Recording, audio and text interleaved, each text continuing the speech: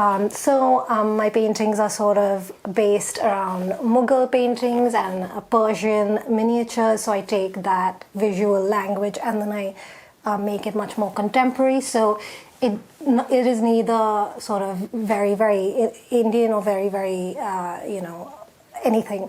It's sort of a contemporary version of those, but using maybe an Asian context and a queer context for the subject matters and the figures and the characters and what they're doing. So some of the bird-headed characters are always like either androgynous or voyeuristic or somehow detached from the main scene. And I really enjoy playing with that. And that's also sometimes how you might feel as a queer person, a little bit detached from sort of heteronormative society.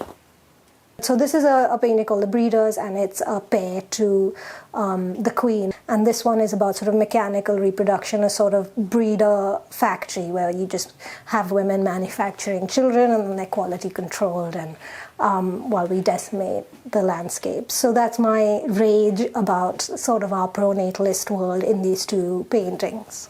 Octomom is an American woman. She had 8 embryos frozen so that they did not get destroyed because she was also violently anti-abortion. She had them all implanted into herself and all of them took, and then she had 8 children simultaneously. She had like a TV show, she had stuff like that. And I found that fascinating, how breeding is a sort of business venture of being the sort of ideal multifamily, which I find really horrifying. So it's a painting called The Harvest. So I took all these herbs that I researched and I wanted to make this sort of botanical painting with gold, similar to like Persian medievals, medieval sort of medicinal paintings, which had a lot of gold and botanical illustrations and these beautiful blue colors. And I wanted to make that on a celebration of abortion. So, because there's a long history of abortion, it's always been available to women as a choice, and it's fascinating that as we reach an age where medicine is more easily available and accessible, we are trying to restrict specifically women from controlling how they use their bodies. Fascinating history of, what slaves used to abort their babies in plantations, like the peacock flower, is reported in like a 17th century Dutch biologist's writings because they didn't want their children to be slaves, and that was the way they controlled themselves, their bodies, and their prospects. And I think that's a really important connection to the reproductive rights battles that are happening. And it is still being positioned as an economic construct, like why are women not having children? What about the economy? Why should that is always positioned very gendered, like why are women not having children? So Lesbians Riding Ponies is about finding a gay community and sort of being part of a gay community, and also a celebration of gay culture, both the highs and lows and like the sort of shadows and lights. So the scenery is in like this beautiful gay turquoise dreamland, but it's got a cloudy sky because not everything is perfect in gay utopia. And then I wanted to also bring in things from the lesbian culture here, like Friends, sort of kind of celebrating. There's a lot of crystals, there's a lot of cats. My Little Pony was the inspiration because I've always thought that was the gayest cartoon. That painting was banned on Instagram. There's a distinct hiding and shadow banning of queer work, especially that's explicitly queer or explicitly nude. But I think definitely like all my stuff's been banned from Instagram shops, even though it does not qualify as nudity, or it's art, and it's written in their guidelines as well. But they categorize it as a sexual product.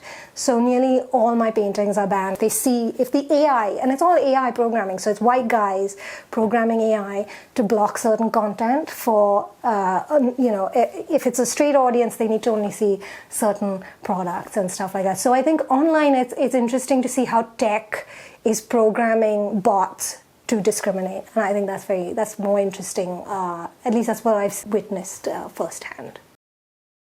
I think if you are Asian and queer and your work is overtly maybe both, there may be discrimination. Discrimination is not overt, it's quiet. It may not just make space for you. But I haven't felt it exactly in that way. I've not had great experiences with gallerists because my work is nudity. There's like blood in it. There's birthing scenes in it. So it's not. I can't always pin it to discrimination because of heritage. I don't know. It's such a are they going to say no because it's queer or because it's got a lot of not safe for views sort of vibe. One of my key practical barriers, which I didn't even think about because while you're in it, you're not doing it, is the visa. So for 10 years, your focus can't be, I'm going to set up a creative practice that is freelance, because that's not a possibility. You will not get to stay here. You can't work here. So your focus has to be a day job, and then your practice must come second to that because the visa comes first. So the practical considerations definitely, now when I look back at it, like if I had gone back to India, I definitely would have had a different queer life. I would definitely be more restricted. But then my creative practice would have had more liberty because I'd be with my parents. They'd look after me. The worries of I can't pay my rent, I can't pay this, don't come up, the practical concerns maybe. So I think about that in what would my career have looked like in India versus what does my career look like in Britain, where your life is primarily working to survive and then your practice comes second. So that's sort of the barriers that I personally feel.